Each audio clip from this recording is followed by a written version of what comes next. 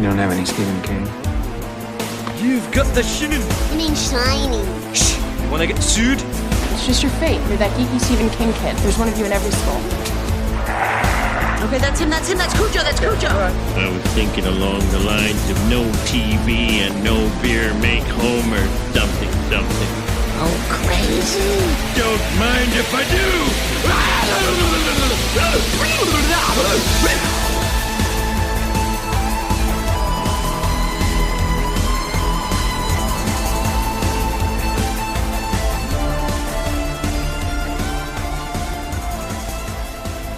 Hello and welcome to Tower Junkies, presented by ObsessiveViewer.com. Tower Junkies is a podcast celebrating the work of Stephen King, hosted by two lifelong constant readers. We do non-spoiler and spoiler reviews of King's published work and take a critical look at his film and television adaptations as well. We also discuss the latest King news and check in with each other on our ongoing King obsessions. It's the podcast where all things serve the King. You can find more of our work at TowerJunkiesPod.com.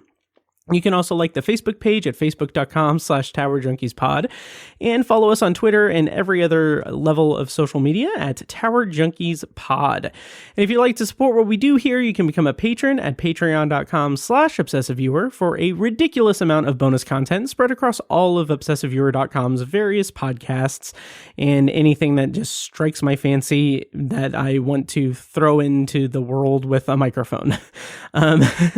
I am one of your hosts, Matt Hurt, and today on the show, we're going to be discussing The Boogeyman and Sometimes They Come Back, two short stories from Stephen King's 1978 collection, Night Shift. And since my co-host Tiny recently started a new job and has a bunch of stuff going on, joining me tonight, we have our returning guest and friend, the wonderful host of the equally wonderful podcast, The Year of Underrated Stephen King, which you can find on Twitter at UnderatedSKPod. Welcome back to the show, Kim C. Yeah. Hi, everyone. Oh, my goodness. I'm so excited to be here. I love your intro, Matt. It always makes me dance. Oh, thank you. Yeah. The intro music or the me rambling through a whole script? The music. But okay, nice. I do love your intro. Very organized. You know I love organization. Oh, yes. I will say, I hope that your hopes aren't too high because I have some notes here, but this is going to be all freeform and everything because that's just kind of how I am. As we were talking before we started recording, this is the end of the year. It's 2022 is almost done. This is the laid back time, so hopefully this will be fun.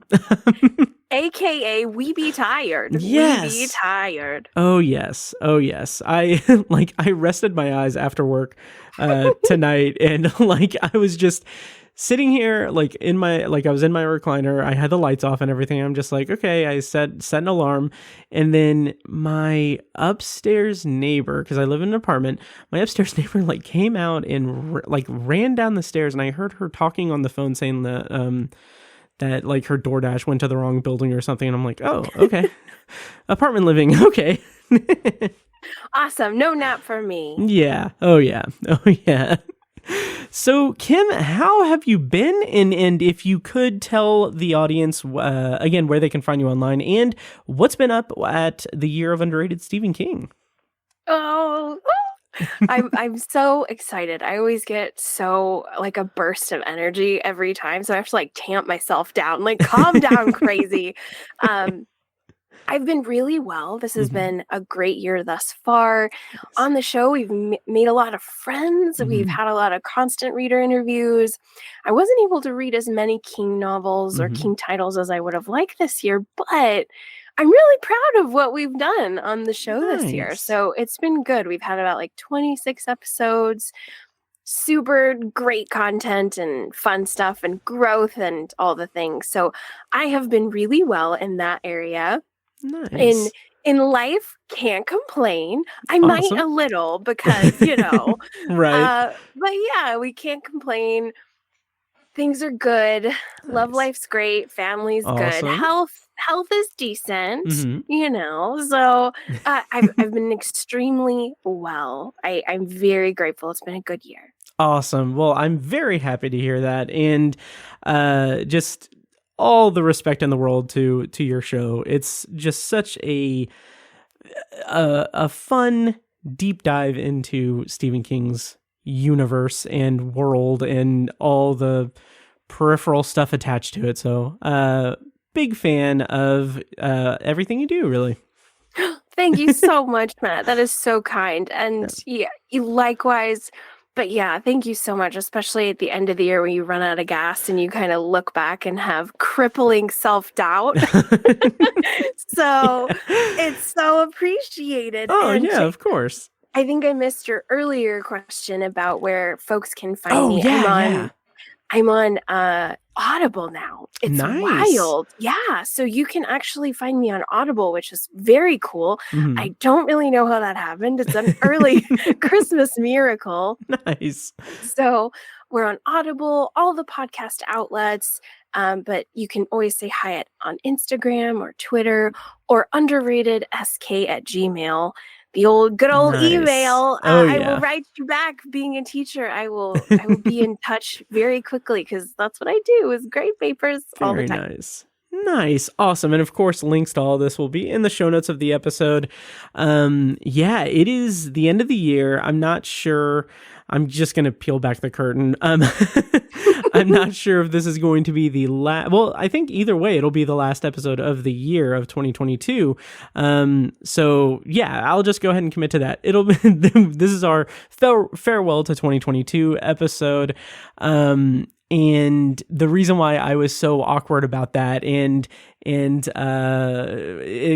aside from the fact that that's just who I am as a person, is that we're hopefully Tiny and I are recording our Carrie 2013 episode, which, if all goes as planned, will have come out on the main feed last week, and you guys are listening to this the last week of December. But the reason I said all this preamble and everything is that the timing of recording means that I have not talked on a microphone about the news of Mike Flanagan having the rights to the Dark Tower. Oh my god, man. Yes. Can we talk about that? Because Yes, we can. I tweeted this, and I had this thought literally the entire day when that news broke. And the news, for everyone that is, unsure or doesn't remember, if you're in the future and you're watching like season 5 of the Dark Tower series, but God, I hope that happens. But anyway, the news is that Mike Flanagan, who has had a development deal with Netflix for several years. All of his shows are on Netflix. He recently left and got a new overall deal with Amazon Prime. And like, even when that happened, I was just like, Amazon Prime probably still has the rights to the Dark Tower. And he has said that he wants to do the Dark Tower. And I'm like, I wonder what, hopefully maybe someday. And then like, within a month, like, the news broke that, like, he's like, yeah, that's my passion project. I have the rights. I got the okay from Stephen King, and I've written, like, I think he says that he has a plan. He has a very detailed outline. He has written the pilot episode, and yeah. Oh my god. Yeah, and he envisions it as 5 seasons of a TV show with, I think he said either 1 or 2 feature films to complete it. Hold the phone. Yeah. And it's worth it. Like, I do have to say that technically he just has this done. Like, he has that. At this point, it's not been purchased. It hasn't been something that he's not creating it for Amazon Prime. From my understanding, he's basically doing it on spec. So he has all of this done. So no one has bought it yet, but I feel like if anyone can get this off the ground, it's Mike Flanagan. And like, I kept saying over and over, Mike Flanagan has the rights to the Dark Tower, like over and over again. And like those words like send chills down my spine. Yes. So yeah. Anyway, how did you react? Oh my God. I'm still speechless about it. I can't even form words. That's how much emotion I feel. So at first, like, you know, the little mind blown emoji. Yep.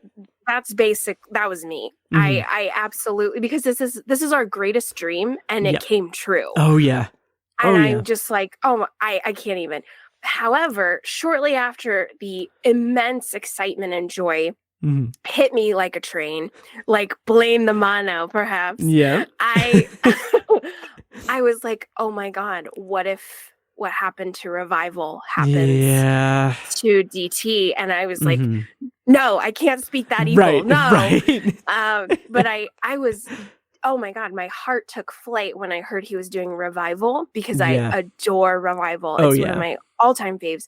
And so I just got really scared for a second.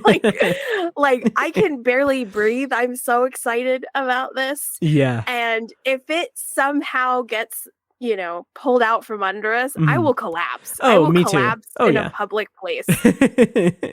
Oh yeah. So, but oh my, Matt, I just have nothing but like, holy crap. If this gets off the ground, this could be spectacular, and this could draw the world to the power of the tower. Absolutely. And like he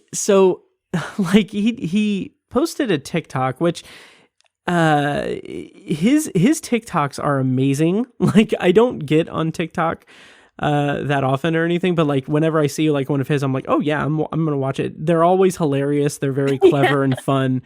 But he posted one where it was him doing like a Q&A, and the question was asking like what his kind of shot list process is for pre-production and everything. And so he goes into detail, and he talks about how before they start production on really anything, he and his DP, they get together and they map out like every shot of every show and every movie before they start. They map it out, they do that, and then he actually takes that and like binds them, and he has like shelves of just bound collections of all of these shot lists and like diagrams and photographs and stuff from like just mapping out every single scene. And like as he's going through his shelf, I just see, and it's heartbreaking. It's so heartbreaking, because just on that shelf is one that just says Revival on the spine, and I'm like, I'm like, God, I would pay an exorbitant amount of money to just look at that, because I'm very curious. Throw my cash in with yours. Oh yeah. And just the fact that it's not, that'll never happen is just, you know, and like I saw that TikTok before the news broke about the Dark Tower and everything, and like Tiny had sent me one that he had done with him and Kate Siegel, and in that he like says something, and it's funny and everything. I don't remember everything, but Tiny had sent that to me and said, look at what she's reading, and she's just sitting there just casually like reading The Gunslinger, and I'm like, oh, that's interesting. Yeah. And I'm like, okay. And then like after that is when he gave like his interview with, I think it was oh God, what was it? I think the AV Club, and he kind of talked about how like, oh, you know, Dark Tower, that's my passion project and everything. That's my Everest. And then after that, we get the news and everything. So I'm just like, oh God, it's big. Right? Oh, yeah. It is huge. It is the hugest of the huge. Oh yeah. I mean, I don't think anything could compare to it unless Frank Darabont directed an episode, you know, like that would really cause me to stroke out. Oh, that would be amazing. Wouldn't it? Like, yeah. I watched on Netflix The Midnight Club. I had a lot of fun with that one. And there's a scene where one of the teenage characters pulls the gunslinger out of his locker. And I was like, that's so awesome. Huge gasp. And so now that we know all the news, it feels very Destiny soaked. Yes. Oh yeah. Oh yeah. It's going to happen. I'm gonna Yes. will that out into We the will universe. manifest. Yes. We will manifest this. It will happen. Oh yeah. Oh yeah. But when I think yeah. about like, oh my gosh, sometimes I fast forward ahead to like, oh my gosh, Matt, when this thing goes live, it is like there will be brand new constant readers Yes. everywhere. Like Yes. we will have tower junkies springing up like dandelions, like Yep. everywhere, and it is just going to be an amazing renaissance of King. Oh, absolutely. And then the weird consumer and collector in me is like, we're gonna have tie-in editions of each book. Yeah. It's gonna be oh yeah. Like part of me kind of hates that I have like a paperback copy of The Gunslinger it's the tie-in edition for the movie, but I have to have it. I just have to have everything. Dark Tower I related. would never judge you on any King purchase. We all have our vices, and Yes. I support those vices. Thank you. And speaking of the Dark Tower and everything, you have finished Wizard and Glass. I have. Yes. Have we talked about it on here since you've been on? Because I think you I were in don't think progress. so. Yeah. How did you have how do you feel? Do you have a roadmap of when you'll go on to the next one, or is it just like taking a big breather after that? Oh, Matt, these are beautiful questions. Okay. So once upon a time, I finished Wizard and Glass this year and survived it because I felt like my body, heart, and brain got thrown into a wood chipper. Yes. And it was amazing. And I think it might be my favorite of the series thus far. Nice.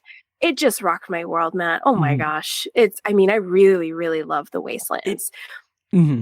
But then when you get to Wizard and Glass, you're like, oh, I really got abducted by aliens now. Like, yeah. Oh yeah. I am in it. I think the Wastelands is when I finally fell in love with the quartet. I'm like, oh man, I am obsessed with every single one of you. I love you. And then when you get to this backstory of how Roland became Roland, I was like, oh, I'm in love. I am in love with the Dark Tower. And oh my God, I am sold out. I will sell all my possessions to follow you, Roland. So unfortunately, the love story just was so breathtaking, but the tragedy of Wizard and Glass, it wrecked me, Matt. Like, I am wrecked. I'm still wrecked. It is. It's one of like King's, I would say it's one of his like most beautifully told like love stories. And it is a tragedy. It is an absolute tragedy. And it is gut wrenching. It's beautiful. And what's amazing is you know where it's going. You know that there's no happy ending there. And then it still just knocks the wind out of you. It is absolutely fantastic. 1000%. And I think I recorded when I was a little too raw emotionally because, oh man, it's a dumpster fire of emotion because I was struggling. I was struggling with the pain of this narrative. I was like, this is how I feel. I should not record when I feel this way, but here, click the red button anyway. So it was wild, but that yields like the best content anyway. So I fully am all for that. I'm glad. In retrospect, I'm like, welp, just we'll just give it to the people, and you can skip or listen to me break down. One of the two. But I think I've decided to be a little rebellious and head into Wind Through the Keyhole. Oh, okay. Nice. So I've kind of I asked constant readers, I asked Tower Junkies, I was like, what should I do? And I really got a lot of like 50-50 said, stay canon, do not deviate, keep going. And then other folks are like, it's fine, who cares? Yeah. And I was like, so when I found out that Wind Through the Keyhole is kind of an extension of where we're currently at with Wizard and Glass, I was like, oh, I just want to go back there. Oh, real bad. So I feel I'm 75% gonna deviate and go rogue and head into Wind Through the Keyhole early next year. I want to say Feb or March. Nice. Oh, that's awesome. And honestly, like that's a good strategy. That's a good way to go, because Wizard and Glass is such a tome. It's huge, it's big, it's sprawling. Wind Through the Keyhole is an interesting bridge of sorts. Well, maybe not bridge, but it's an interesting, just like I'm of the thought, like there's no wrong way to read the Dark Tower. There's like, if you save it for the end of the journey, it's a nice coda to everything. It's a nice kind of like, it's a nice kind of just like little blip of midworld after you've finished the whole series. But if you read it in sequence, it's like, okay, you just had this emotionally just devastating, massive story, and then before you get to, you know, the last 3 books that King published in like a 3-year span, because he wrote them feverishly after the accident, you have this like bridge to that like few books to end it. So I don't know. I think that is a very good strategy, and I can't wait to hear what you think of it all. Really, I'm so glad. I'm so glad to have your blessing, because I think if you would have said that's not a wise choice, I would have backpedaled. I really would have. So no. I'm so glad to have that blessing to go forward, and just because, yeah, I think I'm still so emotionally ravaged by the wonderful Wizard and Glass that I really just want to stay there a little longer. Nice. Yeah. Very holy hell, Matt. Like, I mean, you tried to tell me, like, buckle up, lady, buckle up. And you were right. Everyone was so right. Yep. Yeah. I can't, like, when, and I have so many different irons in the fire and everything, but like when the news hit about Flanagan having the rights and everything, I was just like, I could reread The Tower right now. I could reread all of them. I could stop everything right now and just dive into it and just reread all of them. So maybe I might do something, because I've always wanted to do like a read along thing on Tower Junkies with me and Tiny doing it, and then like having people on and all that stuff. But beautiful. Yeah, but I don't know where Tiny's at with reading it. So I'm like, I also have Patreon that I keep doing these read along things. So so maybe I might do something like that for Patreon on in 2023. But I'm also still like over halfway through Fairy Tale, so I need to get back into that. I've just been so busy with so much stuff. So yeah. Absolutely. It is so hard sometimes. Yeah. Oh yeah. And you're like, I just want to read and enjoy. Yep. Absolutely. Yeah. And speaking of Fairy Tale, you have not read it yet?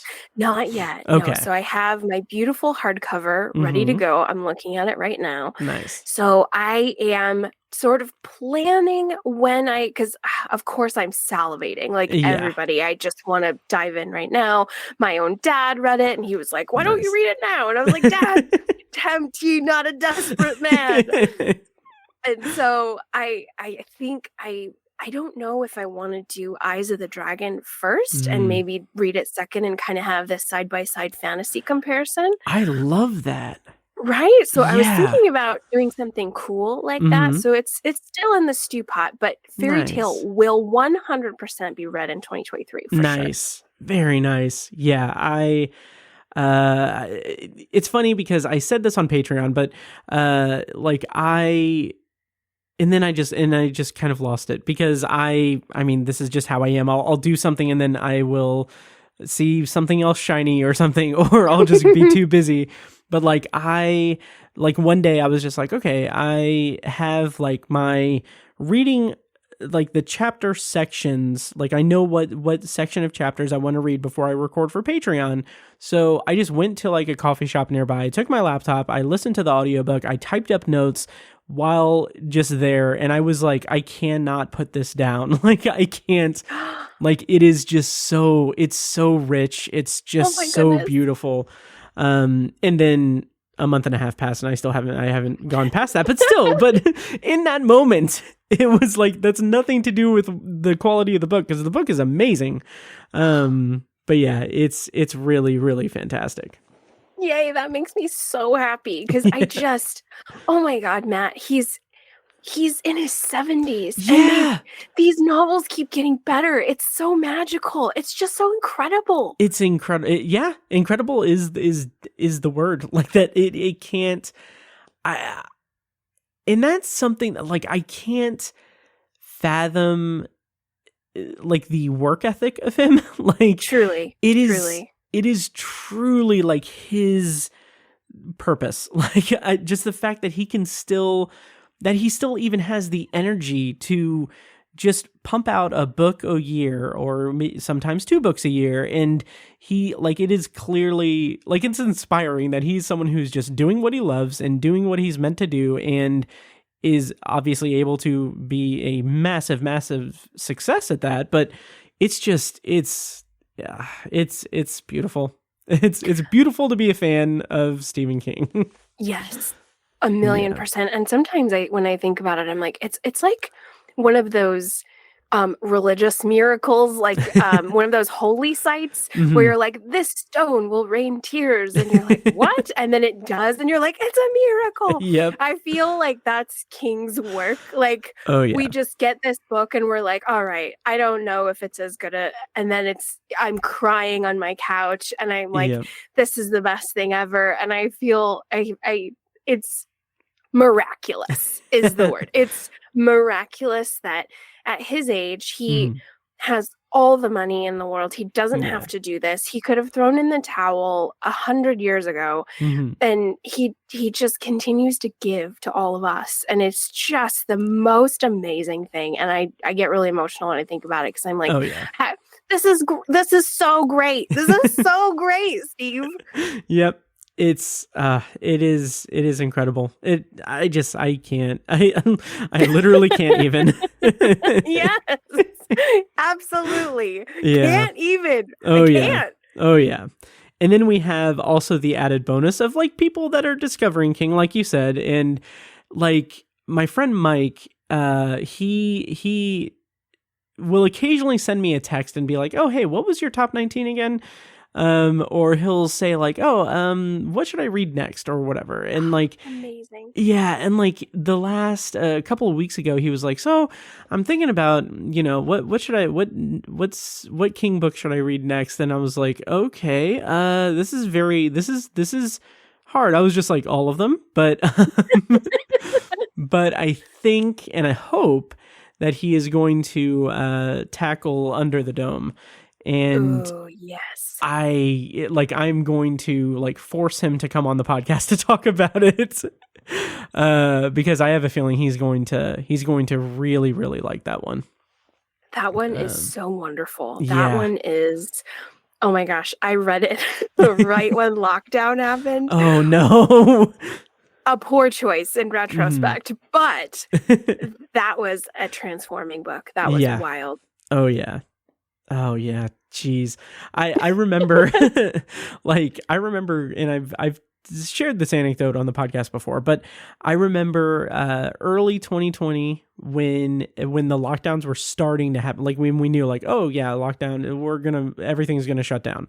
I remember like I just happened to be rereading The Stand, and and like just that surreal feeling of walking through the grocery store that is like so much more packed than it usually is, with people grabbing items. It wasn't like chaos or anything, but it was clearly like there was an energy in the air that was like, this is something that it's not panic yet, and it's not necessarily fear. It's more confusion and reaction. And it's like, it was just like this surreal thing. Cause I was like still in like the first third of the book, I think, where like it is dealing with like the everything in the book.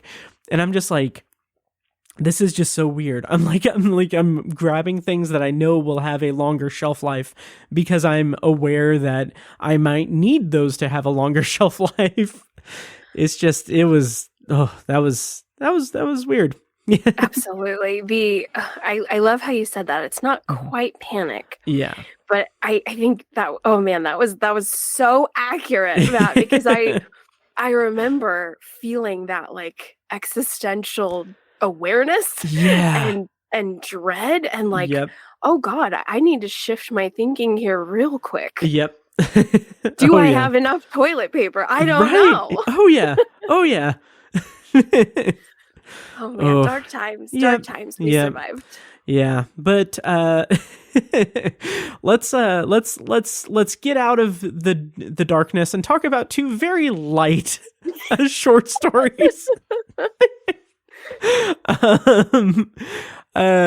So today on the show we're going to be talking about the Boogeyman and Sometimes They Come Back. And Kim, when I know I've talked to you about Night Shift, and last I checked you hadn't dove into it. Are there any stories in Night Shift that you've read previous to these, or is this like your first foray into the collection? You are correct, Matt. Oh, wow. I have not touched Night Shift yet because I know how popular she is. Mm-hmm. She is prom queen of the short story collections, right? Like, she is the girl.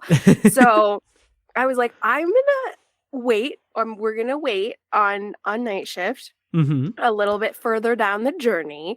But I just hear about Night Shift all the time. I know it's fantastic. I know that there's some spooky stuff in here. Yeah.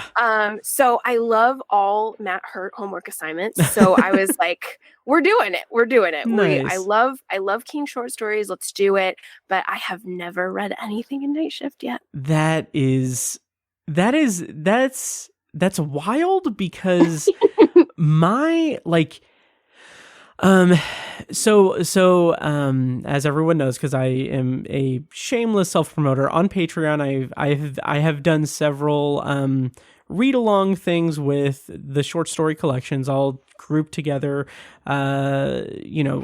short stories in the collections, talk about them into the void, and then hope people pay me money to listen to it.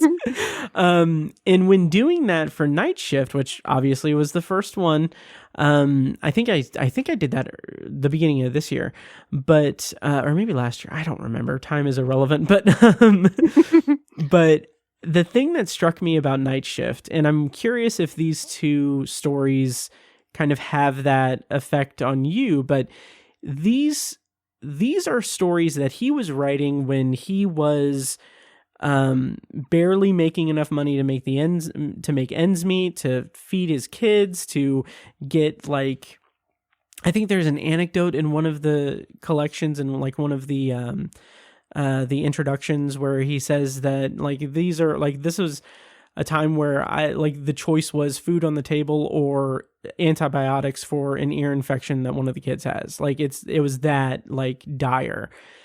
And like the thing that strikes me about Night Shift is that these stories are so just intense and there's a level of grittiness to them that just feels like it is definitely of a time in King's life, and it is wild. So I don't know. What was your reaction? Like, how did you feel about the tone of these stories and everything?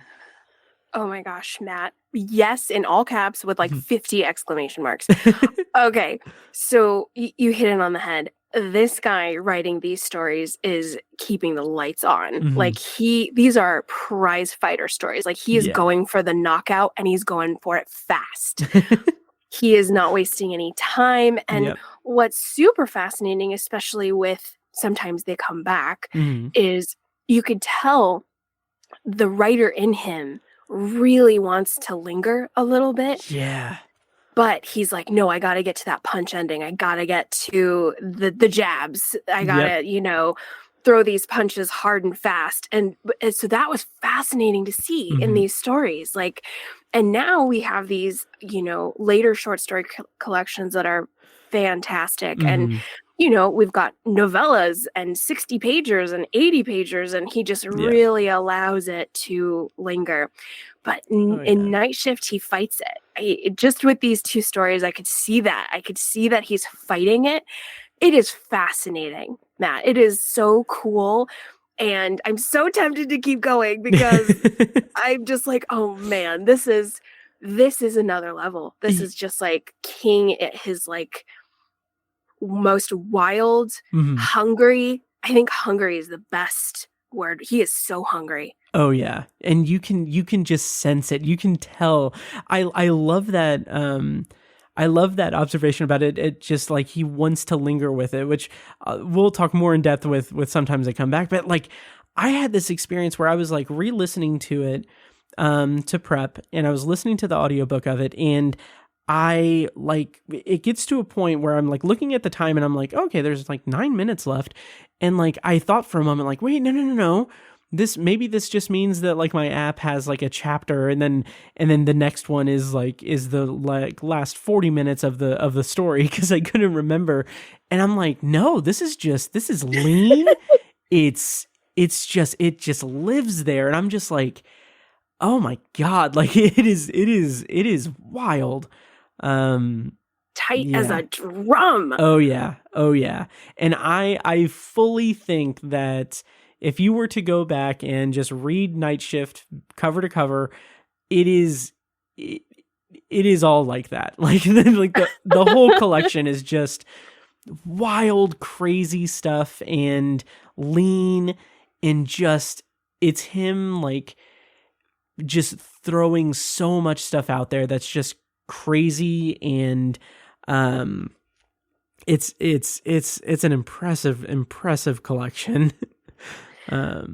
These were such amazing story picks. Oh my goodness. I really, really enjoyed them. And I'm fascinated by Night Shift. So you definitely might have led me via carrot to deviate from my path and Awesome. just dive headfirst into Night Shift and be like, sorry, protocol. Sorry, programming. What schedule? Yeah, my plan is working perfectly. Absolutely. So let's get started with the Boogeyman. Again, we're going to do a non-spoiler and spoiler. I'll put timestamps in the show notes. I'll play music to separate the spoilers and everything.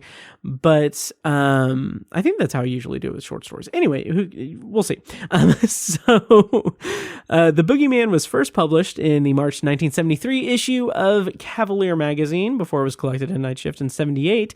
And my other note I have here is that an adaptation is scheduled to be released on Hulu next year in 2023.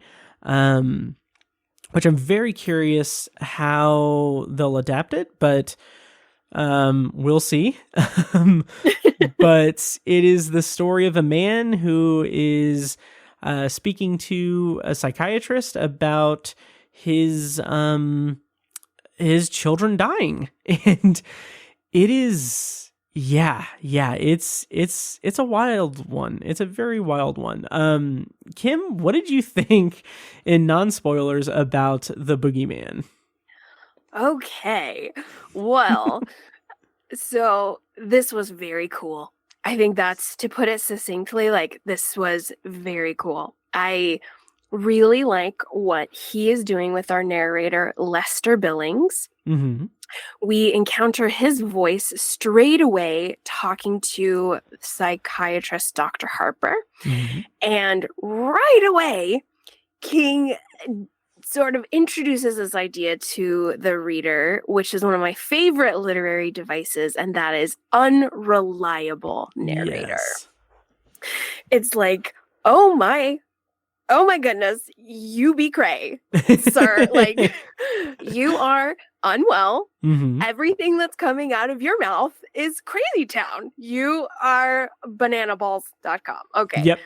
And and so that's really cool. That's really cool that the entire story is brought to the reader from this manic, twitchy, strange, ominous speaker. Yep. And it's a really neat device and structuring. I really, really liked this. Nice. Yes, it is that unreliable narrator and also unlikable narrator as well. Like Yes. he's a disgusting person, really. Like in terms of, I mean, just the misogyny, racism, the abuse, and everything. That's just like very casually thrown out. Yes. And also just the way that it has this effect where, like right from the start, he just says like, yeah, I killed my kids. And we are led down that rabbit hole of this, like, is he insane? Is this real? Is like, what is going on? And then as it just progresses, like you get more and more insight into who he is as a person. And it's like, yeah, he's kind of gross. And also, yeah. but also it's terrible. Like everything that happened is horrible and everything. So it's such an interesting story from a very, very shaky perspective. I agree, and I'm glad that you brought up his ugliness as a person. That's a huge part of it as well. Yeah. And what's really cool is, in addition to the reader thinking he's nuts, is there is a cool part toward the middle of the story when he's kind of talking about the death of his last child, and we're noticing a trend as the reader. And there is a little bit of doubt at that point. When I was reading, I was like, oh man, like, is he a really sinister family annihilator? And I have underestimated him. I thought he was just a lunatic, but what if he is a cunning, calculating murderer? Yeah, that doubt that's in there is just like, again, even with it being fairly early in at least his publishing career, that's just incredible storytelling. It's incredible. It's nuts. It's nuts what he's able to do with this character in such a short space. Oh yeah. This is a short one. I think it's 10-ish pages now. Yeah, like, it's pretty brief. Oh yeah. It's little. And so I was really compelled how invested I was in the narrative voice of Lester and this sort of emotional investment. Because initially I'm like, you're insane. And then I graduate to, I'm scared of you. Right. I'm actually really uncomfortable by everything that you are.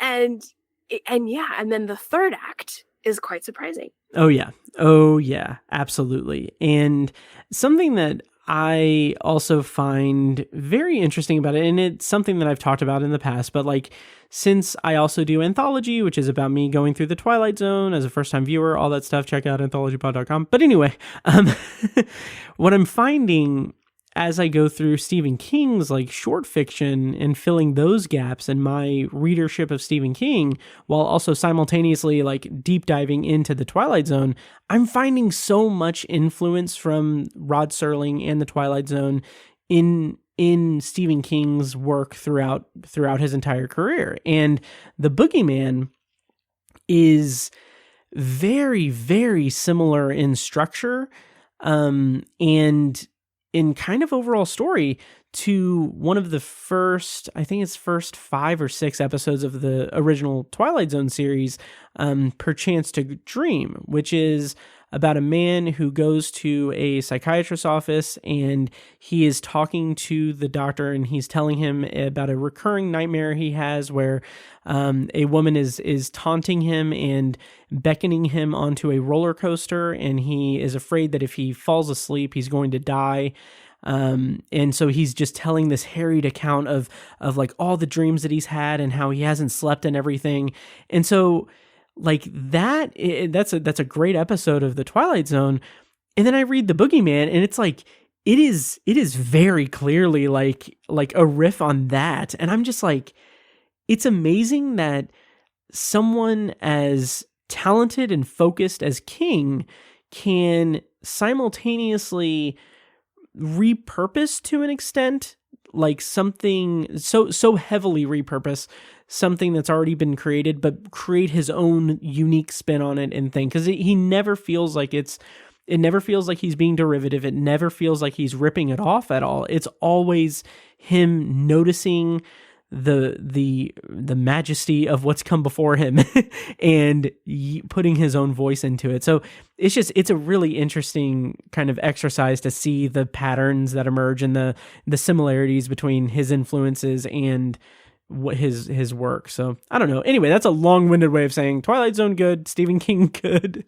Oh my gosh. Yeah. I was hanging on every word of that, Matt. That was so well said. And I think I just gobbled that up mostly because the last King title I just finished was Blaze, which is a Richard Bachman, and it's King's take on Of Mice and Men. Okay, And I didn't know so that. I've never read Blaze. Yeah. It's great. It's a Nice. sad one. It's a downer, but it is really special. So Nice. what you said was literally what happened in Blaze. Like he takes Of Mice and Men and he extracts it, but he, like you said, it's not derivative. Mhm. He makes it his own unique tale. That's a beautiful homage. Nice. Oh, that's awesome. That makes me want to read Blaze immediately. Yes, you nailed it. You Yeah. hit the nail on the head with that analysis, because that's exactly what he does. And Blaze is a beautiful example of that.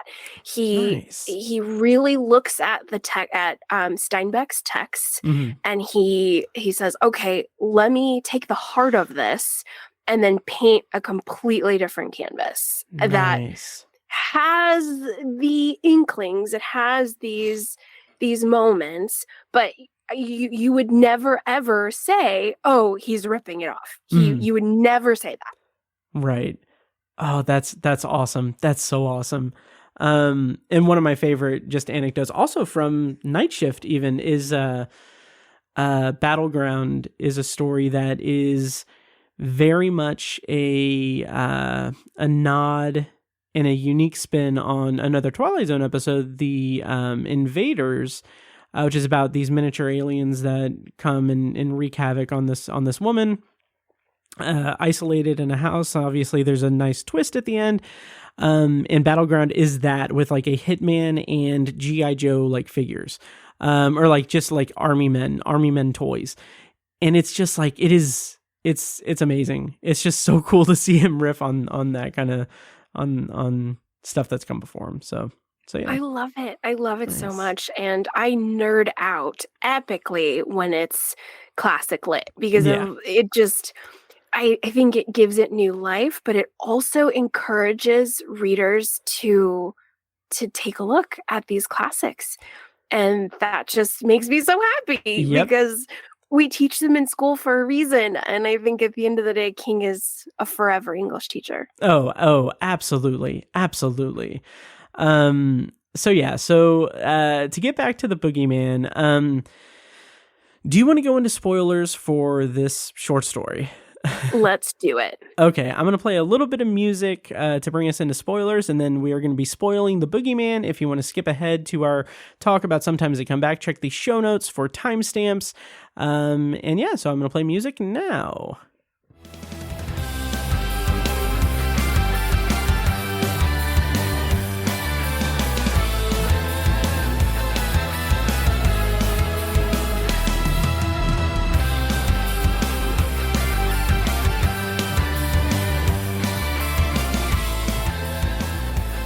All right, and spoilers on for the Boogeyman. Kim, what did you think about the just like the bonkers crazy horror ending, and did it satisfy like the tension in the like previous like 9 or 8 pages or however long it was?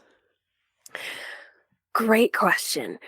Well, when you reach that final page, I think the first words out of my mouth were, "Oh, adult Scooby-Doo." Like, okay, this is a Scooby-Doo moment. All right. I don't think I ever made that connection. That's amazing. Every Scooby-Doo episode ever in the history of ever, at the very end, it's never a ghoul or a monster. It's somebody in a mask. And so I was like, oh, Scooby-Doo. Okay. So I was surprised. That was a twist. And it was, I think the punch is pretty effective. Nice. I feel that in the early 70s, when he composed it, I think it would have hit a lot harder. Yeah. Because I think we're a little desensitized in modern day, just a skosh. Yeah. To where you're like, a mask? Really? But when I think about like a Scooby-Doo moment, and when you realize that our unreliable narrator was telling the God's honest, yes, then you're like, oh, shoot. Yeah. That's so interesting because, yeah, the entire story is from his perspective. It's him recounting everything that's happened. He's obviously completely unreliable. He is in a fragile mental state. And when he goes out and sees, I think it's like when he goes to the secretary or he goes out of the office and like, it kind of reads like the normalcy of the world around him has just instantly collapses now that he's gotten it off his chest. And then now he returns back and he sees like, oh yeah, the boogeyman, he's gonna like, presumably he's gonna be, eaten and everything or killed. But it's just, it's a really interesting story. Totally. Yeah. And with that ending, to put it black and white for listeners, Dr. Harper is the boogeyman. Yeah. The mask was a human Dr. Harper mask, which this bestial creature rips off at the end and reveals himself to Lester Billings as the monster who murdered his children.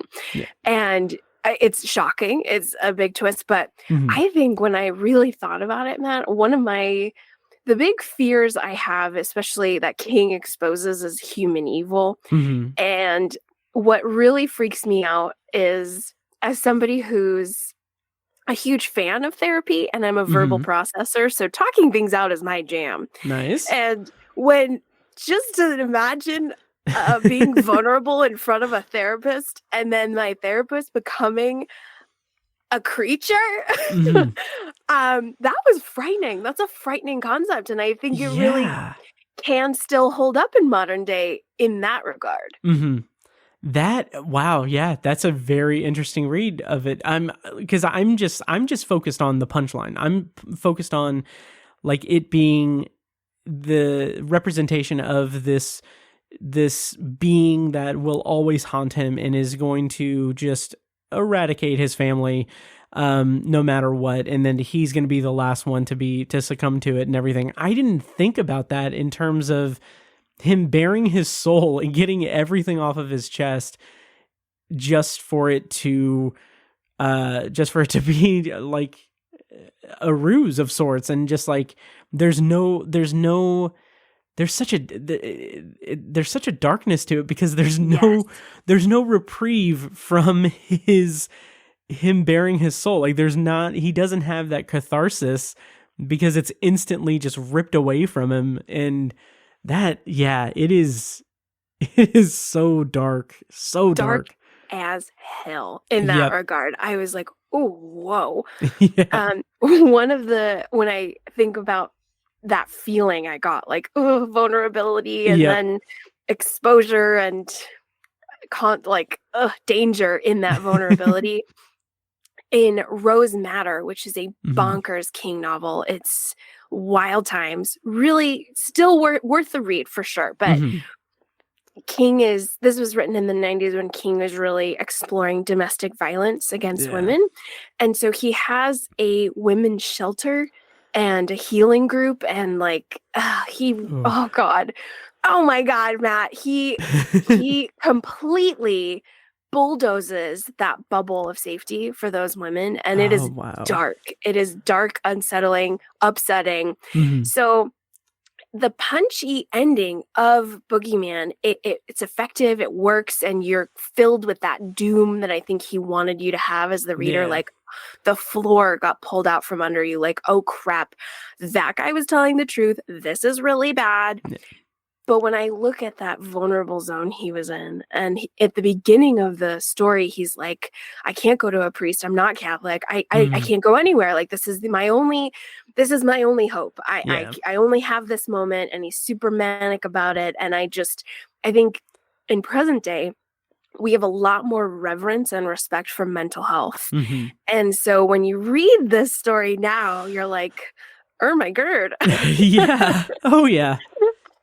That is a great read of it. Yeah.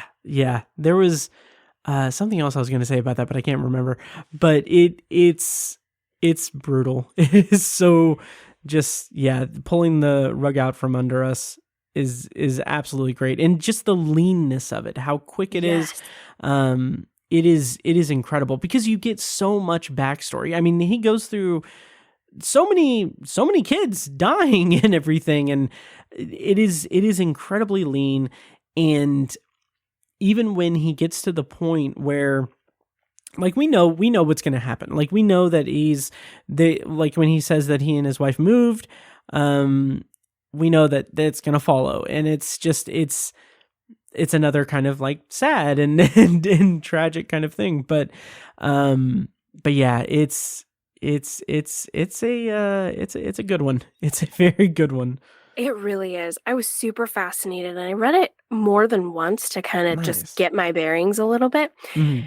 And I love that at the very end, Matt, Mm-hmm. it really hits the reader. Like, I felt like I was getting punched throughout the story. Like, I'm getting jabs to the face. Yep.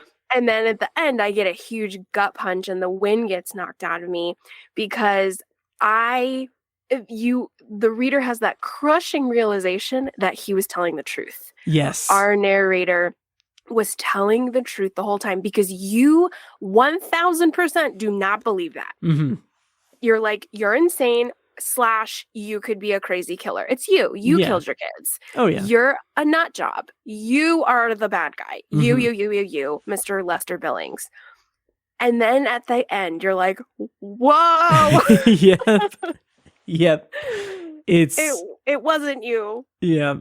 It is. And when I say that this is Night Shift, like, it is so, because I mean, if you look at Night Shift, it's a small book too, and there's like 22 stories in it, and it's just hit after hit after hit. It's so impressive. I love it. It is a very different King reading experience for me, and I'm not hating it. I'm a fan. Nice. Any other thoughts on the Boogeyman? And what would you like to see in an adaptation that is supposed to come next year? Oh, great question. So one interesting observation, and this is definitely of its time, Mm-hmm. is when his children perish. I mean, child death is like, I think all of Hollywood has to tread carefully around that. Yeah. And in this story, it's always associated with crib death. Mm-hmm. And natural causes, to where there's zero persecution of Lester and his wife. Yeah. Whereas in modern day, like, you blink at a kid wrong and you're going to jail. Yeah. So I think I'm kind of eager for how they're going to spin it in a modern day. Like, our laws are very different. Yeah. And in the 70s, like, no one gave a hell if a kid fell down a flight of stairs. It's like, well, they're clumsy. Yep. Yep. So I'm curious how they're going to adapt that, and Me too. the time period, how they're going to do it. That's a really good point. I'm curious. I hope that it's anytime it's announced that there's going to be like an adaptation of anything of King's, I instinctively think like, okay, hopefully it's not like an adaptation in name only, or hopefully it's not just like something that they just took the bare bones of it and just did their own thing. This is one that it is, if it's done right, it could really delve into the stuff that we've talked about really in this review. But I kind of have this feeling that I don't know if they'd be able to go as dark as the story is. Yeah. So hopefully it's good. Right? I'm curious about that. I'm curious. I'm also hoping that when we meet Lester, he's not maybe middle age, but maybe like mid-30s. I would like to see some Lester childhood and whether or not like how he was chosen. Like what did Lester do to piss off this monster? Like what happened with that? I like that. The kind of just expansion of it. I like that. Yeah. Because this story shows or explains to the reader he was 20, he met his wife at 18, they had an oops baby, and he just did the right thing and married her, and they kind of had a ho-hum life with a bunch of kids. Yeah. And he has some dead-end jobs. So we get the not so fun part of his early adulthood. And like you mentioned earlier, he's cantankerous, he's fried and bitter and jaded. And it's like, okay, let's get early, Lester, before you became a giant butthole. Yeah, absolutely. Absolutely. Yeah, that's really interesting. And I just looked at the director that's making the adaptation is Rob Savage, who he did in 2020, he directed Host. I don't know if you saw that. It's a pretty crazy kind of like... Does it have insects? No. No, it's basically a pandemic horror movie where it's a group of friends on a Zoom call that are conducting a seance, and then crazy stuff happens. It's really effective. And then he also directed this last year a movie called Dash Cam that I've heard kind of not great things about. So we'll see, but we'll see. But it should be. It says it's coming to Hulu in 2023, so we'll figure it out. Right, we'll soon have to enough. chat about it. Oh, absolutely. Oh, yeah. Yeah, that would be really fun to have you back on an episode reviewing that and the adaptation of Sometimes They Come Back. I would love that. That sounds so fun. That would be awesome. Okay, I'm taking that as a verbal commitment, a verbal contract. Yes. Awesome. I love homework, Matt. I love it. Nice. So that is the Boogeyman. Yeah, it is in Night Shift, and it's awesome. Any other thoughts, or should we move on to Sometimes They Come Back? I really liked Boogeyman. That's about all I got. Some fascinating stuff in there. Good choice. Nice, thank you. Yeah, so now we're going to talk about Sometimes They Come Back, which is a little bit of a meatier story than the Boogeyman, quite a bit. There's a lot of good stuff in there. It was first published in the March 1974 issue of Cavalier, and it does have a just kind of basic trivia, a TV movie adaptation, which we just alluded to, starring Tim Matheson, which aired in 1991, and it was followed by 2 straight-to-video sequels, which I haven't seen either of them, and in terms of homework, I'm not going to force you to watch those when the time comes to have you on for the movie, but I am tickled by the title scheme for the movies, because the first movie in 1991 is Sometimes They Come Back, and then in 1996 they came out with Sometimes They Come Back Again, and And then they followed that up in 1998 with Sometimes They Come Back for More. Oh no. Yeah.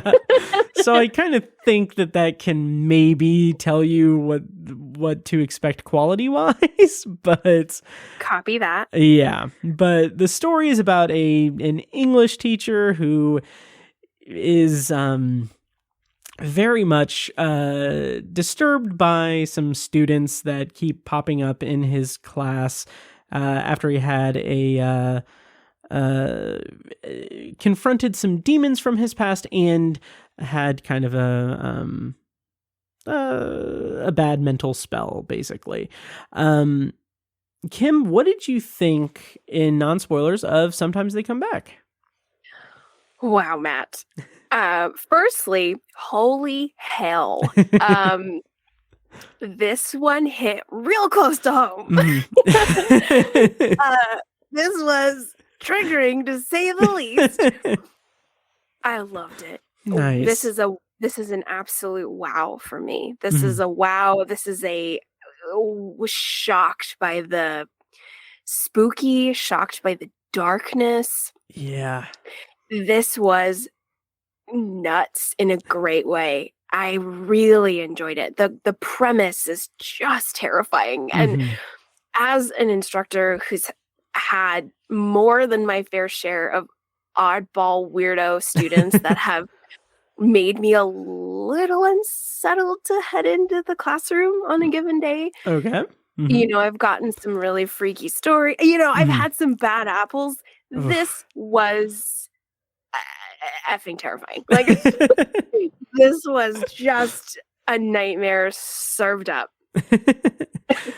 Well, I'm sorry to have put you through that. I loved it. I mean, I'm not gonna lie. I loved it. But yeah, we got real close to the edge. I will say, out of the 22 stories in Night Shift, this is my favorite of that whole collection. It is like you said earlier, you can feel King holding back because there's so much that he could dive into with Jim and his brother, and with his childhood trauma, and with the mystery of the teens that are coming back and everything.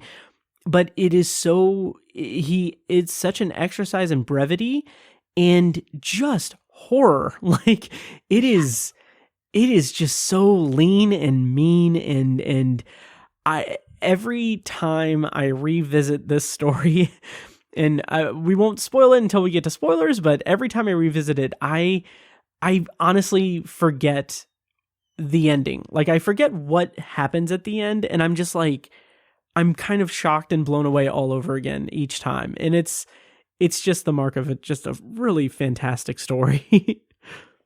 Yeah, the ending, without spoiling anything, it's like an explosion goes off, Med. Yep. Matt, oh my gosh, it absolutely is an explosion.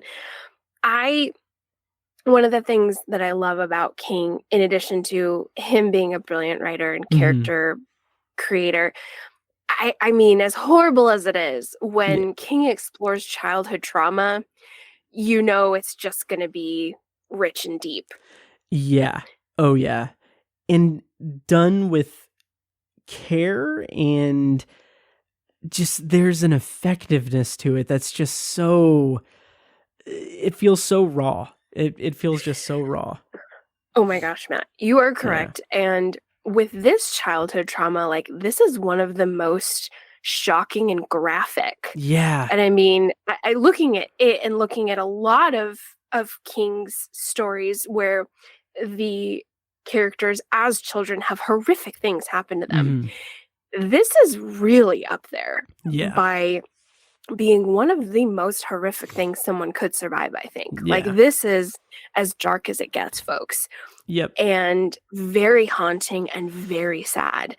And so with our plot, our main English teacher, Jim Norman, as a 9-year-old, witnesses the murder of his 12-year-old brother by 3 greasers / coffin hunters. And we've got these three greasers who stab his brother to death in front of him. Yeah. And like, oh my God. Yep. It hits really hard. And so this wild premise of he's teaching a entry-level English course, as we all have to do. And the murderers of his brother step into his class like no time has passed.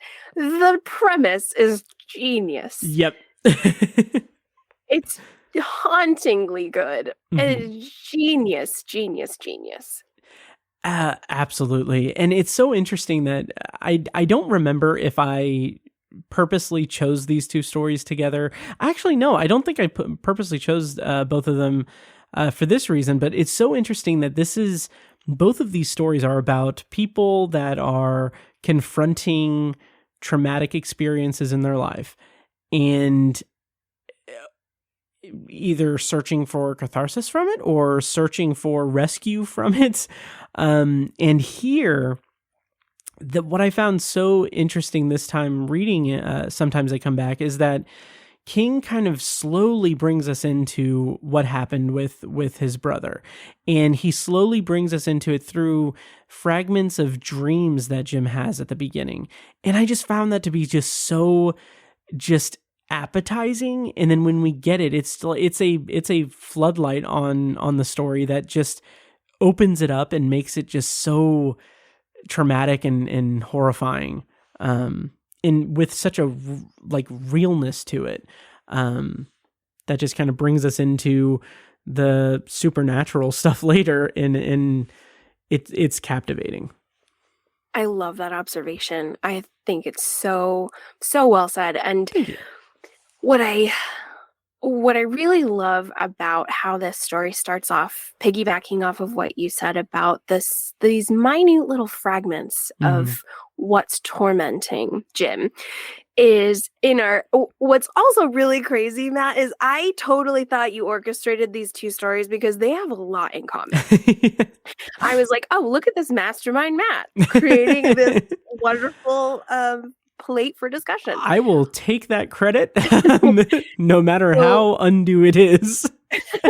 Both of these gentlemen, both Jim Norman and Lester Billings, are from Connecticut. Oh, wow. Okay. I didn't even pick up on that. They are both from Connecticut. And whereas Lester is really like manic and twitchy and uncomfortable, Jim, when we first meet him, is so fragile and wounded. Yeah. And he's faced a lot of death and trauma, and he's trying to keep it together for his job interview in order to get into this really good high school, which God bless high school teachers who are way braver than I will ever be. I can't do it. I would. Yeah, no, it's not the students, it's the parents, just side note. But anyway. Yeah. So he is very different from Lester, but they're on the same wavelength in trying to hold it together in different ways. Lester's just trying to figure this out. Yeah. Whereas Jim is very wounded and he's trying not to fall apart to get a good job and to get into this school. And I really found when you look at these stories back to back, you're like, okay, we can work with some stuff here. Yeah, absolutely. And I love how Jim's his dealing with his past trauma, like him having that kind of coming back. It's I don't know how to phrase it exactly, but it's so wow, there is a word that's escaping me, but it's something that's so not random, but it's like something that's out of his control, that it's in his subconscious. It's always in his subconscious and everything. And then as it's manifesting itself in this, with these kids that are in the classroom, it is just a constant reminder. And I love that King doesn't get too busy in the details of it. He doesn't get too he doesn't get like too in the weeds with the backstory and the mystery of it or anything. He just lets it play out. Like another one of my kind of favorite, well, really one of my favorite stories in Night Shift is The Mangler, which is about a possessed piece of laundry equipment. And I love that story because he gets in the weeds about what happened and how to like vanquish it or how it could be vanquished. And like he gets very detailed on that. Here, he just lets it kind of breathe and lets Jim's reactions and his experience and his past just drive like what he does and what like how he reacts to things. And they're two different types of storytelling that King can do, and two of many, really. But here it's just it sings. It's so well done. I love it so much. It is awesome. And piggybacking on what you said about the brevity of it being a strength, one of my favorite moments in this story, it just blew me away. And it's subtle, but I was like, oh yeah, he's moving the story so quick, right? We kind of talked about how he's fighting with the desire to linger. He wants to, but he's not. There's a moment where the three coffin hunters, or our three villains, which is Robert, David, and Vinny, and they're just these greasers who look exactly as they did in the 50s, and it's 1970 something. So basically, Jim confronts them, and he goes, "You guys are dead." And they're like, "Oh yeah, we're totally dead, right. And we're coming for you." Like, King not linger, like you mentioned, on the mystery, on the what are they? How is this happening? What is going on? No, he just has them have a logical, rational conversation where Jim says, "You guys are dead. Yep. You are in my class, but you're dead. It's you." And they're like, "Oh yeah, we're totally dead." Yep. And there's just it's so chilling in that moment, just the matter of fact way. It's just so, it's like, yeah, okay. Like in a lesser story, it would be King just establishing the playing field and establishing what, like establishing the stakes and everything. But here it's just like, oh no, just moving along. Yeah. Okay. So we know subconsciously, like, okay, how the hell is he going to get through this? Like, how is anything going to be fixed? And it's just, it's so great. It's so great. I love it when King writes about teachers. I love that about him because like you said earlier, he's an English teacher forever. And forever. It's so it just feels like such a place, like he's home when he's writing about these characters like that. And to just have like this little like details here and there scattered throughout, little like idiosyncrasies, I guess, all of the history like in his character there is just in such a brief time with the character. Like I could feel it be just expanded so much. I could feel like there's so much history to this character, and it's so impressive. Yeah, this one leapt right off the page for me, Matt. Like there was so much where I was like, oh, that's happened to me. Oh, I know what that is. And yeah, Jim really had to claw his way up from a trade school, which those are a little bit rougher locations to teach. And I really love his class schedule. He's got a couple periods he loves. He's got one or two duds, and then he has the one he hates. And that is so true to life. That is so accurate. I can't even, Matt. Like, nice. You have the students that just make it all worth it, and you get up out of bed for those students. And then you have the others that make you question your life choices. And I love how close he gets to that reality. It's very, very real and palpable. That's awesome. I love this so much. This is when you compare Boogeyman. This was so cool, Matt. I know this was random for you, but when you compare these two, there's so much good stuff. Yeah. I am patting myself on the back. So good. I really love what King did with this one. The premise is just incredible. Yeah. And I have more to say in the spoiler section because the third act of this thing, Matt, my goodness. It's wild. It is wild. So let's go into spoilers then. Let's leave it to that. So we're going to go ahead and go into spoilers for Sometimes They Come Back. I'm going to play some music here in a second, obviously. So if you don't want to be spoiled, go read it and then come back and listen. So here we go. Spoilers for Sometimes They Come Back.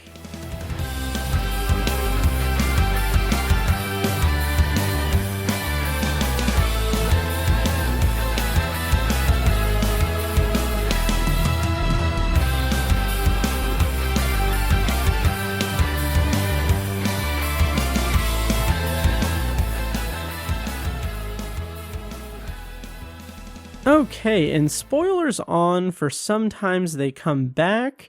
So Kim, where do you want to start? I think I'll start with shortly after we have this confrontation between our three dead villains, our 15 to 16-year-old hellions, who are the very punks who murdered his brother Wayne. Once we kind of establish, like, Jim goes up to them and they have that logical tete-a-tete where they're like, okay, this is real life. You're dead and you're coming after me. Cool. Man, the pacing. He just hits the gas. King hits the gas and terrible stuff starts to happen. Terrible stuff has started to happen to many of the students in Jim's classroom once the boys start to come back. But I think Jim had a very fine thread on sanity until his wife Sally is killed. Yes. That is one of the parts that just, it kind of just shocks me every time because I forget about that. I forget about it.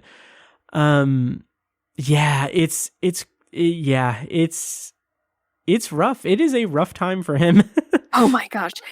Sally is killed. He snaps. Yep. He loses it, guys. And what happens shortly thereafter, although we did have a couple hints before the actual snapping, he goes headfirst into devil stuff. Yes. He channels a demon.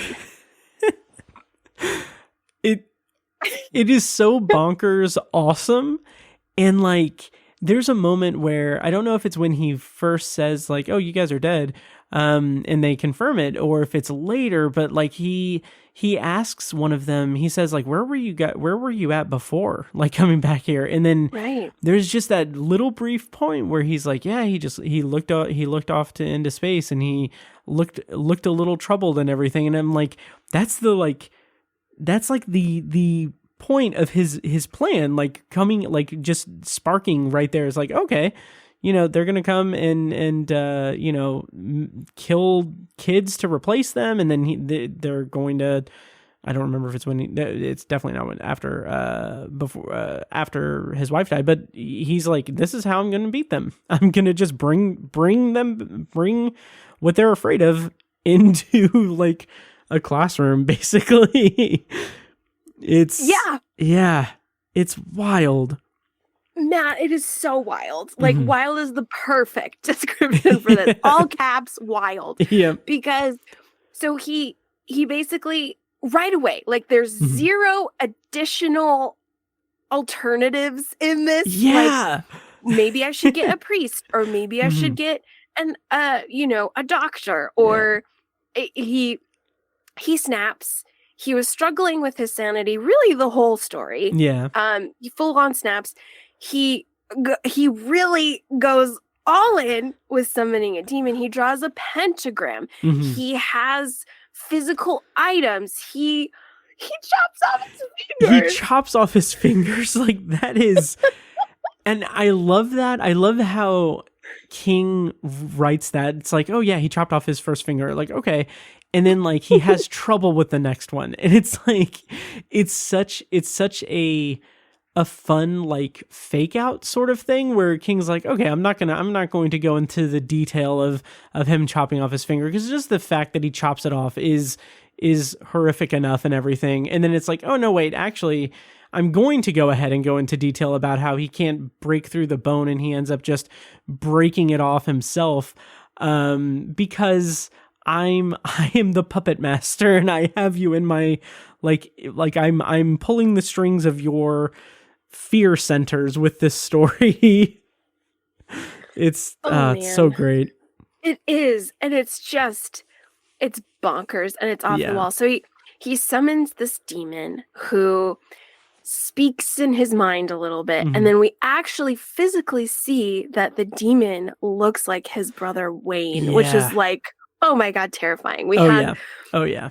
I know that Pet Sematary hasn't been written yet, but it's like, ooh, yes, Cage vibes. Oh wow, I didn't even make that connection. That is absolutely spot on. That is such a precursor to that. That's so interesting. I love it. I love it. Right? We get little Gage vibes because Wayne was 12 and King writes that he had like a crew cut and he was just this little 50s kid, very akin to the Sweet Boys in The Body. And, you know, that's who I was picturing is those kids. And Wayne is this, oh, it's so unsettling. I hate it's so evil. It's so evil when the dark side inhabits memory. Oh god, it's dark as hell. That really gets me. So like the sacrilegious, like oh, it's so evil. So it's Demon Wayne, and Wayne disposes of the boys, our three villains. Yep. But it's in it. Do you want to talk about how that goes down? Yes, it's just so. I love it. I love it. I love it so much. Like they're tormenting him and everything, and like they get their just desserts and everything. But it is the thrilling like big finish, and it works incredibly well. It's so good. Yeah. How did you feel about it?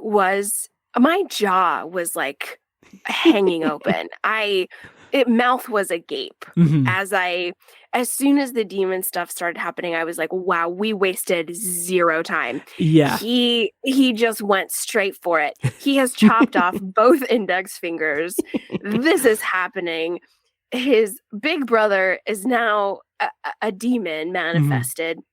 And I think if I remember correctly, the brother is like stabbing the guys. They're like the stabbing has returned. I don't know if I missed that. I might have.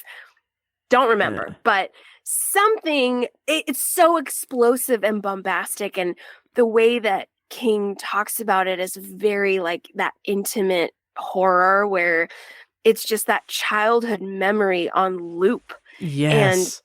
And I thought about one of my favorites. One of these days you're going to finish it and we're going to have to talk about it for a really long time. Storm of the Century. One of my favorite. One of the coolest King villains, his name's Andre Lenoge, and he has this quote that I absolutely love in the film, and he says, "Hell is repetition." And nice. I thought about that in this final scene because it is the past repeating itself. Like the boys are the exact same age, the moment is the exact same. The train, the ambiance of the horror and the trauma, it's all replaying. It's all again. The repetition of the worst moment in his life is on loop. Yep. Again and again. And that is really unsettling. That is so upsetting. Oh, absolutely. Absolutely. And I love just the subtle touches of like just the train. Like he gets a record of a train sound effect and everything, which is, it's a great like, metaphor for it being, well, I don't know if metaphor is the right word, but just the looping aspect of it is just, it's just all right there. It's just so great. And then, of course, it just has that killer final line So good. that just brings it all home. The sometimes they come back. It is so great. It is just so great. Yeah. It's almost a little nonchalant, like almost as if it's horrifying, and then there's this shoulder shrug moment, like, what are you gonna do? Yep. And that's so interesting to me because it is like a shoulder shrug, but it's also like, okay, he's lost everything. Yep. He has physically just mutilated himself and everything, and all he has to show for it at the end is, the demon might come back. They might come back. He might never escape this and everything. And it's just so like nihilistic and horrifying. Yeah. And it's dark. It's so dark. Right? I love it. The ambivalence of all that Yes. terror. He's like, don't care, whatever. I don't have Yep. fingers. Yep. I summoned a demon.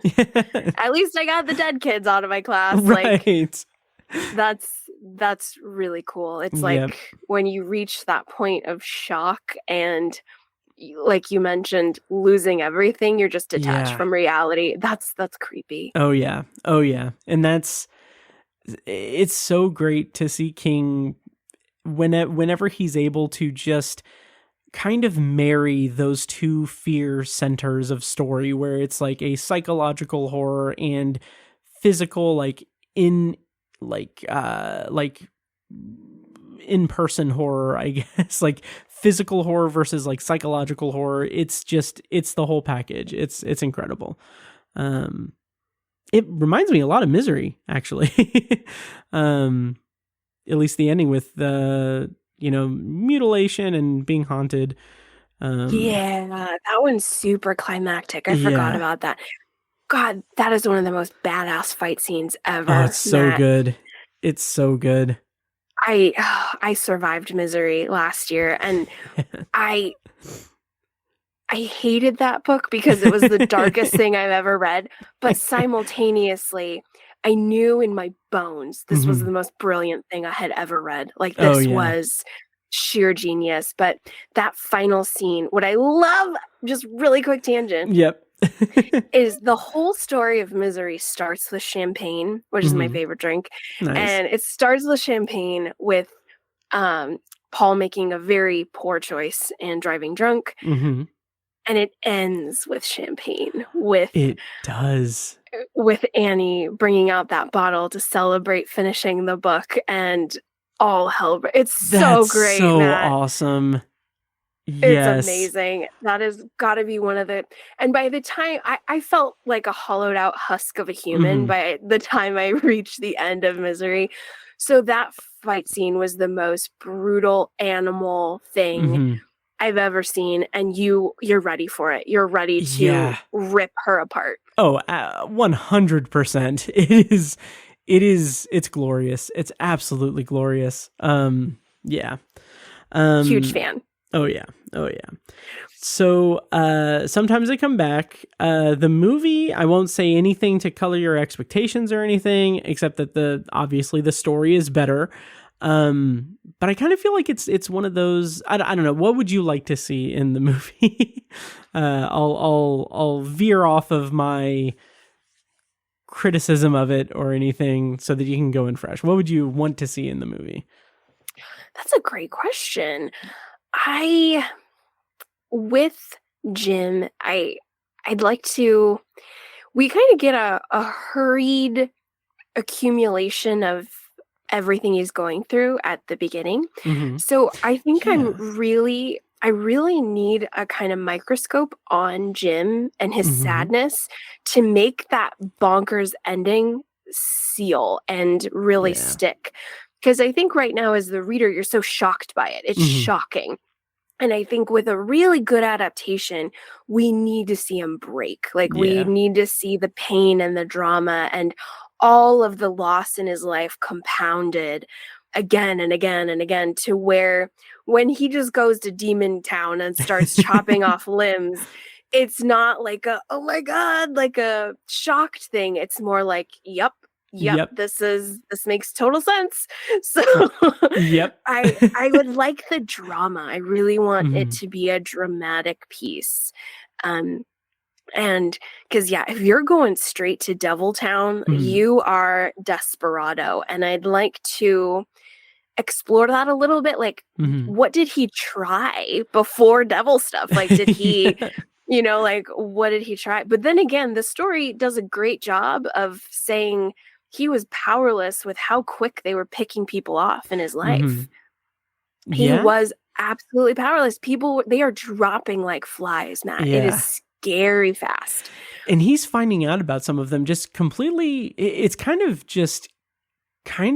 casual the way when the first student dies, and he comes back from the Christmas, from the holiday, he is like, oh, you have a new student, and then he's like, no, wait, I have 27. It's like, no, you don't, this one died.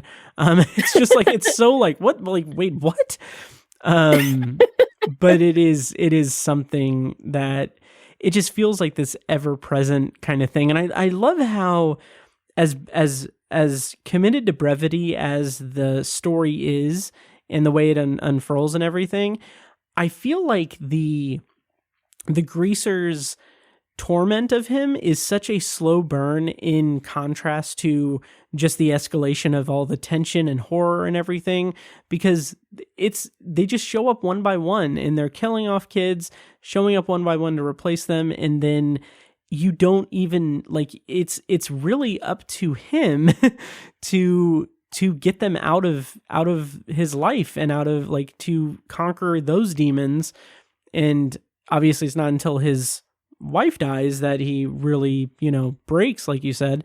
But it's just such an interesting, just taunting, slow burn for the greasers to kind of levy at him as he's just dumbstruck by what's happening. Totally. Yeah. I love that. That was so great. Mm-hmm. I also would like to because all three of the greasers are really unlikable. Like, you hate all of them. Yeah. And I wonder if it would be kind of cool to make them slightly likable, like make them really, he sees like the rotted wood beneath them, and maybe everybody else sees like Pony Boy and sees these handsome, youthful, wild guys, and that maybe they're popular, and he tries to expose their evil and the fact that they're dead, and he's getting gaslit by everyone who's like, what are you talking about? These are just eccentric students. And that would be terrifying. Interesting. I love that. That would be awesome. Because oh my God, man, there's so much vulnerability when you're an instructor and like administrators are parents. Oh, yeah. And you have to stand your ground a little bit. You have to stick up for your curriculum. You have to really sort of say, this was misunderstood or XYZ. But if there's like a lot of them coming at you, you really quickly lose your footing. And you kind of turn inward and you're like, oh no, it's me. Like, at least that's what I do. Like, was I offensive? Was this inappropriate? Like, I crumble easily when it's multiple, when I'm getting attacked from various angles. Right. I'm like, okay, that's it. Pulling the plug. Yep.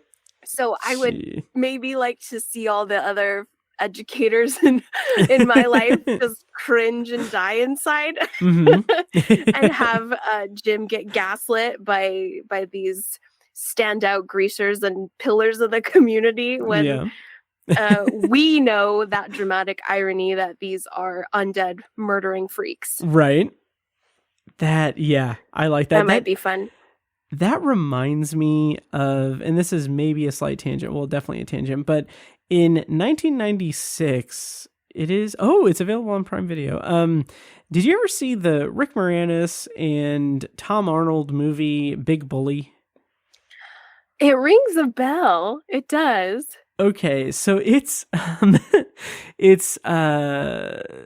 I'll just read the plot summary, courtesy of IMDb. A writer returns to his hometown where he faces the childhood nemesis whose life he ultimately ruined, only the bully wants to relive their painful past by torturing him once again. It's basically Rick Moranis is... as a kid, he was bullied by this bigger kid, and then he comes back years later and teaches, and the bully is now a teacher. He's like the shop teacher, and it's just this weird, like, adults doing childish hijinks and stuff. But it's interesting because it's one of those movies that I saw when I was a kid. I was like, 10, 11 years old, and like, I wanted to be a writer when I was a kid. Like, I wanted to write. That's just what I wanted to do. And so, like, any movie that had, like, a character that's a writer, I would be like, oh, I want to do that. I want to do that. And so, like, this movie is really interesting because Rick Moranis, he's written a book. He's a published author, and, like, he's celebrated in the town a little bit. But when he goes back home, they set up a book signing, and like there's a string of scenes where no one's coming to his book signing, and everyone that comes up is asking him what where they can find the new Stephen King book. And it's just over and over again. And I'm just like, yeah, okay, I get that. That's good. But this story kind of is interesting because it kind of reminds me a little bit of that movie that came out, obviously decades later, or a decade, 2 decades. Yeah. Yeah, this is a fascinating premise. There's something, I mean, I was thinking a lot about it when I was reading this story as well, because we have Henry Bowers and Patrick Hocksetter, even though he disappears pretty early, but Bowers is such a piece of shit, like he is horrific in what he does to Ben. And and so this really, I know it wasn't created yet, but I think I feel like King was really whetting his appetite with something. Absolutely. And it's so interesting to be able to look at his bibliography and see how his mind works. It's so interesting that he has like these ideas that he'll touch on and then he'll return to, and it'll be expanded, it'll be bigger, but kind of like what we were talking about with the Boogeyman, it never feels like rehashing old plots or revisiting old things. It's just always coming from another idea, whether it's an expansion of an idea that he's touched on or a different side of it, a different perspective. It's just always just so great. It's like you like to say, like on your show and everything, it's like we're being fed. Like, this is just so delicious. It's great. Yes. It is always nourishing. It is always hitting the spot every time. Yep. Oh yeah. So anything else on Sometimes They Come Back? Anything we didn't touch on? I know that there was the kid that gets like it's kind of an interesting escalation of the greasers thing, because the one kid is like, well, I want to, I told them that I was going to get you, and then they're like, yeah, we're really going to get him, and that scared me and everything. Like, I don't know. How did you feel about that, and anything else with the story?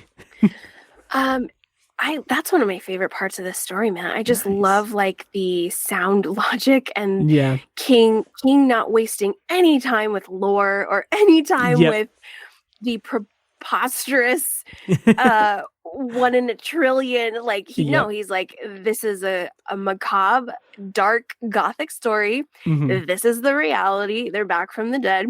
But one thing I really liked, and this was very creepy, Matt, is the way all 3 of the boys die. Yeah. Like, I love that. And I wonder if that's kind of why they're doomed in death to be together. Is, if I'm remembering the story correctly, they're in a car, which is very 50s, right? So they're going way too fast. Yeah. And they go off the road and hit a power line, which is bad enough. Yes. But then they get barbecued by said power line. Yep. Yeah. Absolutely. I think there's a direct quote in here where King says they were cooked to medium rare. Yes. That was awesome. That was awesome. Oh yeah. I really love that because Yeah. I think the way they died, they're all together, just rebellious little hellions, Yep. and they just die in that way. And as a trio, locked in death, with some sort of vendetta against this frightened boy who's now a frightened man. And dang, there's just so much richness in this. Absolutely. Yeah. Well said. Yep. It blows my mind. Yeah. Dang. Yeah. This one, I think it's like a 30-pager.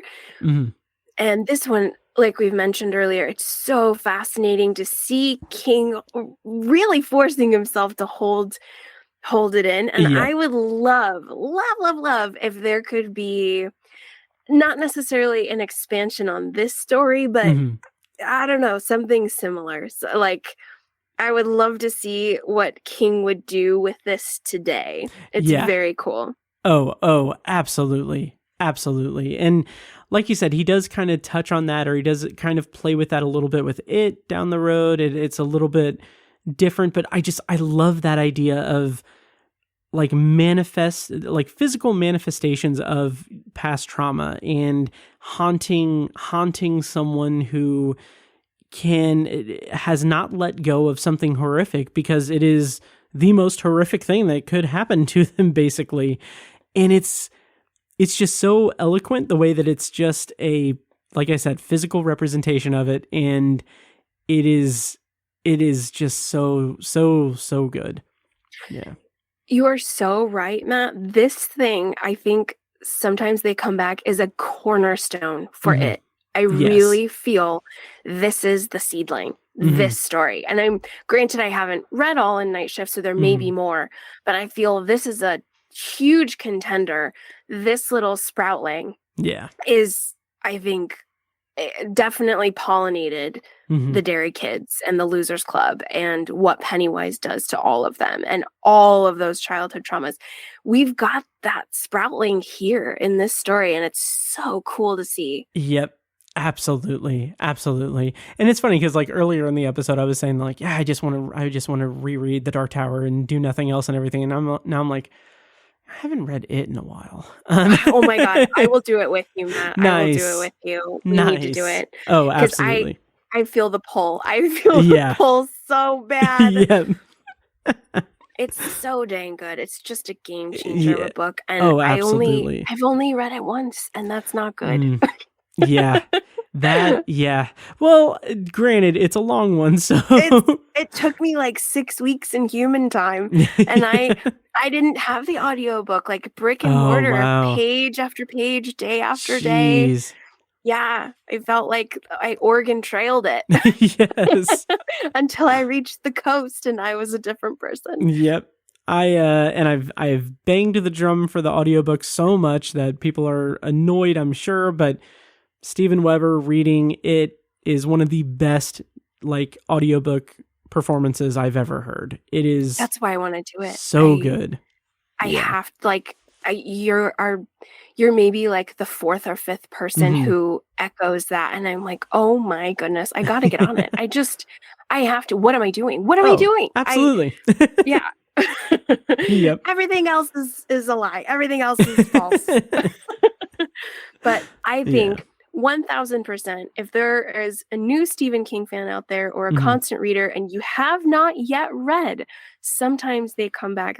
This needs to be priority one. Like, spend some time with this. This is huge. This is a cornerstone. Oh, absolutely. Absolutely. It is, like I said, it's my favorite story from Night Shift, and it is my favorite story in a collection that is filled with incredible stories. So, I wholeheartedly agree. It's fantastic.